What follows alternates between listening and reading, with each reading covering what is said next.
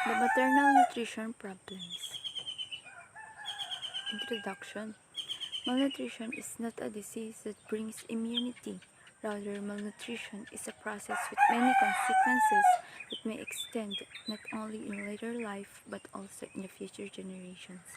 Ano nga ba ang malnutrition? Ito ay kakulangan sa sustansya dahil sa maling pagkain ating kinakain. Dito na pumapasok ang tinatawag nating balanced diet na siyang kailangan natin lalo na sa mga buntis upang maiwasan ang anumang komplikasyon at upang mapanatili ang nutrisyon o sapat na nutrisyon na kinakailangan ng kanilang katawan. Ito rin ay kakulangan sa timbang, pagkabansot at iba pang kapansanan dulot ng kawalan ng bitamina. Ito rin ay nagaganap kapag ang ating katawan ay hindi nakukuha ang tamang o sapat na nutrisyon na ating kinakailangan. Types of malnutrition. According to the World Health Organization, there are 4 types of malnutrition. This includes deficiencies, stunting, being underweight, and wasting. Sabi dito, according to World Health Organization, meron daw 4 types ang malnutrition. At ito ay ang deficiencies, stunting, being underweight, and wasting.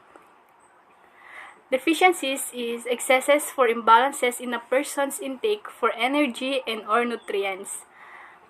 Yung excesses daw or imbalance ng tao sa pag-intake ng energy or nutrients. At ang stunting naman is defined as low height for age. It is the result of chronic or recurrent undernutrition. Sabi dito, hindi daw nakaakma sa age ang height ng isang tao. And usually associated with poverty, poor maternal health and nutrition, frequent illness, and or inappropriate feeding and care in early life. Stunting prevents children from reaching their physical and cognitive potential. At being underweight. Alam naman natin ang ibig sabihin ng underweight. At other term niya dito is malnourished, ganun. At saka yung mga mapapayat. And last, wasting. Wasting is defined as low weight for height. Kanina, yung stunting kanina is low height for age. Dito naman sa wasting is low weight for height. Yung mababa yung weight niya, tsaka mababa yung weight niya sa kanyang height. And each type of malnutrition stems from a unique cause. Diet can have a significant impact on your health. Maternal malnutrition life cycle. According to Cuervo M. et al., 2014, that the nutritional status and lifestyle in the following 3 stages of women, preconception, pregnancy, and lactation, determine the maternal and child health. Based also in their study that the quality diet should be improved in these 3 stages. Ayon kay Cuervo M. et al., na napakahalaga ng nutritional status at lifestyle ng mga babae sa 3 stages: preconception, bago magbuntis, pregnancy, and lactation, which this determine the maternal and child health. Ayon din sa kanilang pag-aaral na dapat improve ang quality diet sa 3 stages na ito. Another study shows that the maternal nutrition has great influence in the size of the baby. That's why pregnant women should be assisted by midwives, nurses, or other health visitors during their prenatal visits. Ayon kay Coates A., na mahalaga ang maternal nutrition kasi may impluensya ito sa size or laki ng baby pagkalabas nito. Ina-encourage din ng mga pregnant women na pumunta sa health center or hospital para ma-assist ng midwives, nurses, or other health visitors kung ano ang dapat kainin gawin during their pregnancy. Studies have found out that the process of malnutrition starts in the utero and lasts in girls and women throughout the life cycle. According naman kay Stuart Gillespie and Rafael Flores na ang malnutrition ay nagsisimula sa utero. Utero means uterus or womb. Kasi dito nade-develop ang baby.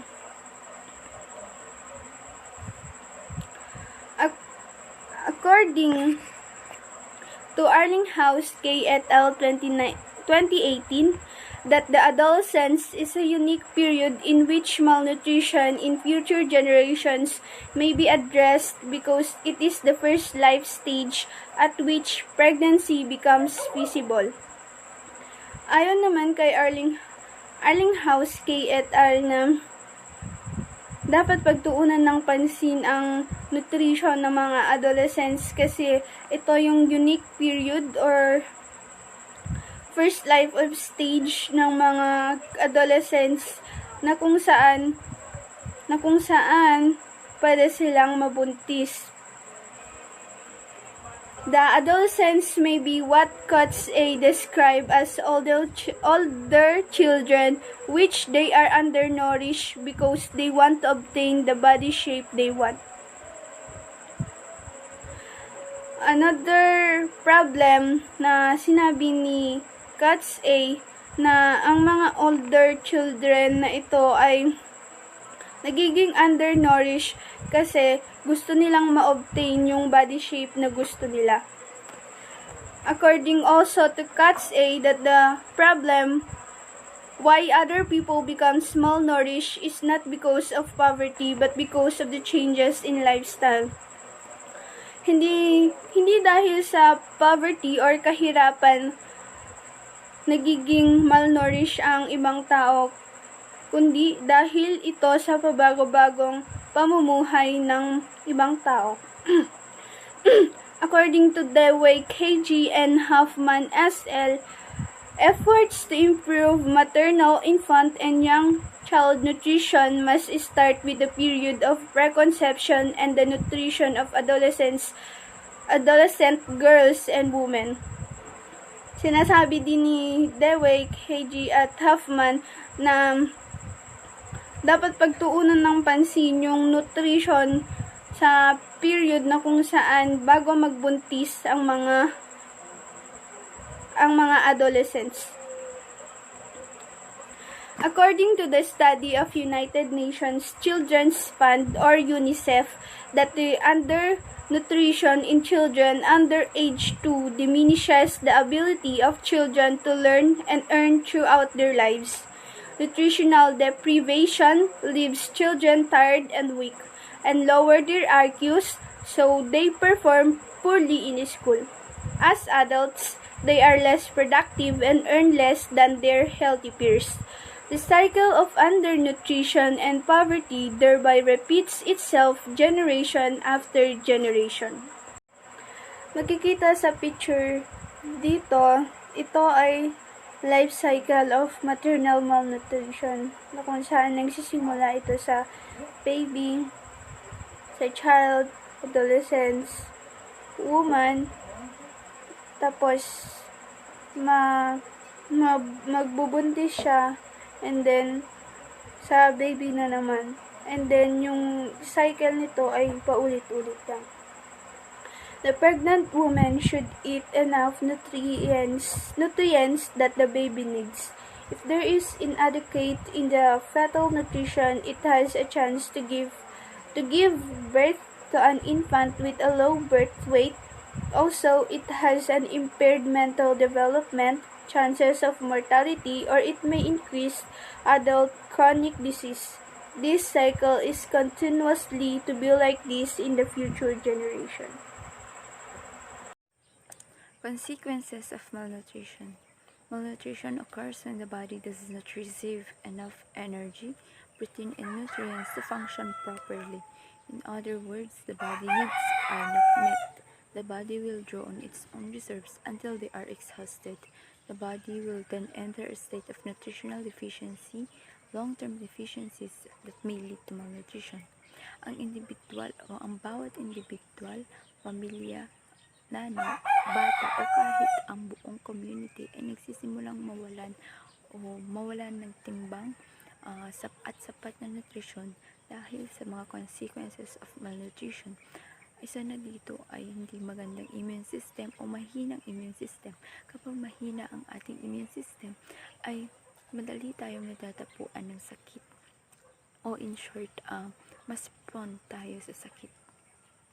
Consequences of mother in malnutrition. First is maternal mortality. Women who are undernourished before and during pregnancy have a high risk of dying during pregnancy or childbirth. Maternal mortality na kung saan may mataas na tsansa na pwedeng mamatay yung ina habang siya ay nagbubuntis. Risk of miscarriage. Undernourished women are at a high risk of miscarriage. Sa risk of miscarriage po, may mataas na tsansa na pwedeng mamatay yung bata sa salikuna ng ina. Another consequences is dental problems. Moms-to-be who are malnourished can suffer from tooth decay and other dental problems. Pwede pong magkaroon ng sira sa ngipin or pagkabulok ng ngipin ang ina. Another consequences of malnourished mother is osteomalacia or osteomalacia. This condition where the bones of a malnourished woman become too soft and brittle. Yung buto po ng isang ina or bone is nagiging soft po siya or nagiging marupok.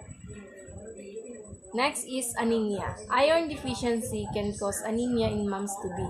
This means that they have fever, red blood cells that normal so the bodies. Kakaroon po siya ng anemia pag malnourished po yung isang ina. Next po is toxemia.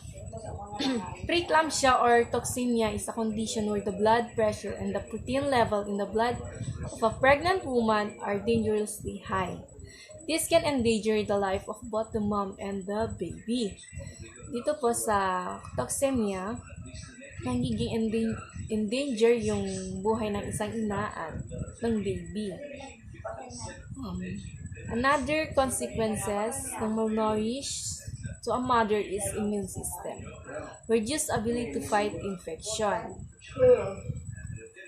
Next is kidneys. Inability to regulate salt and fluid can lead to overhydration or dehydrations. Next, brain. Malnutrition can cause apathy, depression, introversion, self-neglect, and deterioration in social interaction. Nagkakaroon po ng depression yung isang ina sa nagiging self-neglect siya, lagi niyang sinisisi yung sarili niya, and another is yung nagiging mababa na yung self-esteem niya. Hindi na siya nakikipagsalamuha sa ibang tao. Next po is reproduction. Malnutrition through a woman reduce fertility and if present during pregnancy can predispose to problem with diabetes, heart disease, and stroke in the baby in later life. Nagkakaroon po ng madaming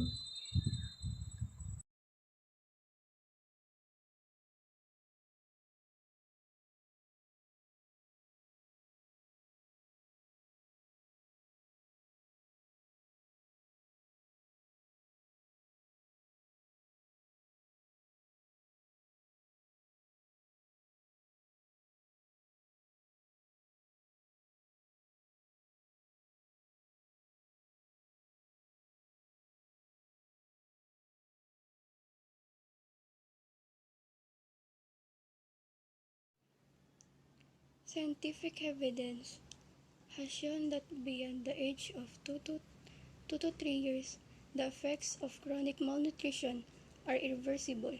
This means that to break the intergenerational transmission of poverty and malnutrition, children at risk must be reached during their first 2 years of life. Child malnutrition is the single biggest contributor to under 5 mortality due to greater susceptibility to infections and a slow recovery from illness. Children who do not reach their optimum height or consistently experience bouts of weight loss during childhood are affected in the long term in numerous ways. They do not reach their optimum size as adults and so may have less physical capacity for work. Their brains are affected, resulting in lower IQs, and they are at greater risk of infections, which kills many children during their early years. Child malnutrition impacts on education, attainment, the degree of cognitive impairment is directly related to the severity of stunting and iron deficiency anemia.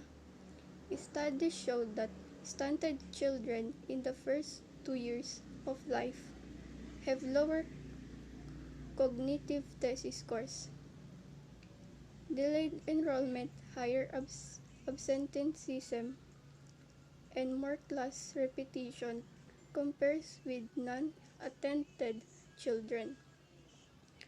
Vitamin A deficiency reduces immunity and increases the incidence and gravity of infectious diseases, resulting in increased school absenteeism. Child malnutrition impacts on economic productivity. The mental impairment caused by ionic deficiency is permanent and directly linked to productivity loss.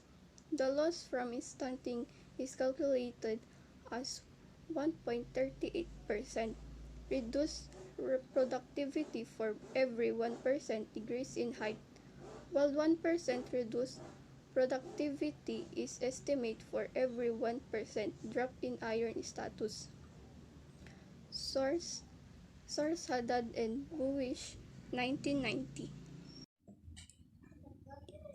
According to the World Health Organization, refers to deficiencies, excesses, or imbalances in a person's intake, energy, and or nutrients. It is well known that maternal, infant, and child nutrition plays a significant role in the proper growth and development, including future socio-economic status of the child. Reports of National Health and Family Survey, United Nations International Children's Emergency Fund, and WHO have highlighted that rates of malnutrition among adolescents, girls, pregnant, and lactating women are alarmingly high. Ayon sa World Health Organizations, ang mga deficiencies, excesses, or imbalances o yung hindi pantay, hindi balanse na pag-take ng isang tao ng mga wastong pagkain ng mga nutrients ay may malaking epekto sa mga maternal, sa mga infant, at lalong-lalo na sa mga bata. Dahil nakaka-epekto ito sa kanilang paglaki at sa kanilang pagdevelop. Ang mga factors naman na responsable sa malnutrition ay kasama ang mother's nutritional status, lactation behavior, at woman's educations at sanitations. Ang mga ito ay may malaking epekto sa mga bata, including the stunting, childhood illness, and the retarded growth of the children. Consequences of malnutrition to community. Every country in the world is affected by one or more forms of malnutrition. Combating malnutrition in all its forms is one of the greatest global health challenges. Poverty amplifies the risk of and risk from malnutrition. People who are poor are more likely to be affected by different forms of malnutrition. Bakit nga ba mas prone sa malnutrition ang mahihirap dahil na hindi natutugunan ang tamang pagkain na dapat nating kainin para sa kanilang katawan. Ang iba ay kung ano-ano na lamang ang makakaya ng kanilang bansa para sa kanilang agahan, tanghalian at panggabi. Ang ibang pamilya ay isang beses lamang kumakain at karamihan ay galing sa basurahan ang kanilang kinakain, kung kaya't hindi na nila nakukuha ang sapat na nutrisyon na kinakailangan ng kanilang katawan. Maternal malnutrition increases the risk of poor pregnancy outcomes including obstructed labor, premature or low birth weight babies, and postpartum hemorrhage. Severe anemia during pregnancy is linked to increased mortality at labor. Ang maternal malnutrition ay mapanganib sa panganganak, kabilang na dito ang obstructed labor, premature and low birth weight babies, and postpartum hemorrhage. Nagiging malala rin ang anemia sa pagbubuntis na maaring pagkamatay sa panganganak. There is enough food for everybody on earth, yet maternal and child undernutrition is still common and associated with millions of deaths globally every year. Dito sa mundo, sapat ang mga pagkain, ngunit sa mga ina at anak na undernutrition ay common pa rin na maraming namamatay sa isang taon sa buong mundo.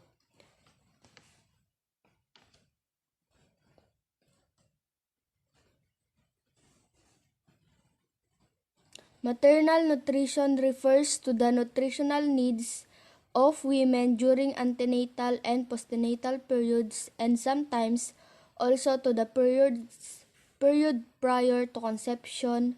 During adolescence, maternal undernutrition is chronic energy deficit is defined as having a body mass index of less than 18.5.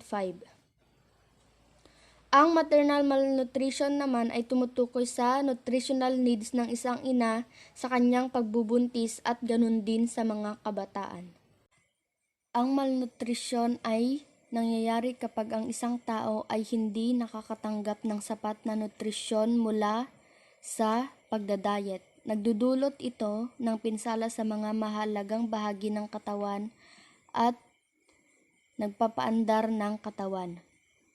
Lack of food is the most cause of malnutrition in the poorer and developing countries. For example, those with a high-calorie diet deficient in vital vitamins and minerals are also considered malnourished. This includes obese and the overweight.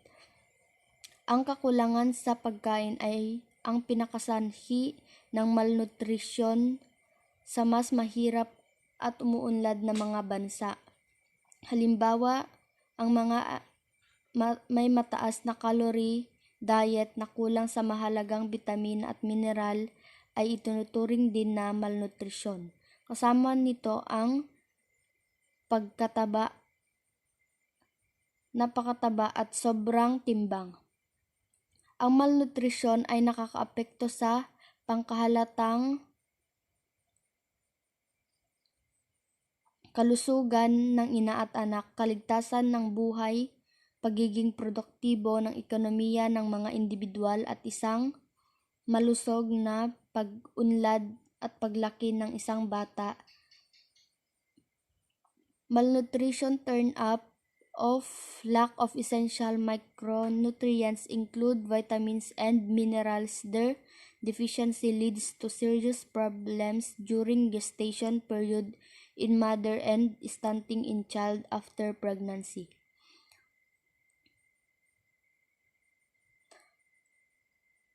Ang malnutrisyon ay lumago sa kakulangan ng mahalagang micronutrients na kasama ang mga bitamina at mineral.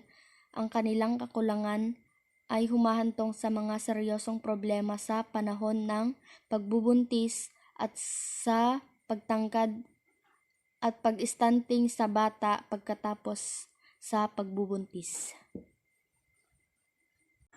Ang malnutrition ay ganap na iugnay sa pagkamatay ng mga bata at mga babae. Ang malnutrition ay resulta ng babae kapag sila'y nanganganak. Postpartum hemorrhage at preterm birth ang tawag dito. Ito ay hahantong sa hindi mabagal na paglaki ng mga bata at kapansanan sa pag-iisip at hindi magandang pag-unlad. And because of malnutrition, maraming mga kabataan na maaaring maapektuhan at sagabal sa isang pambansang pag-unlad at hindi magagawang maging produktibo.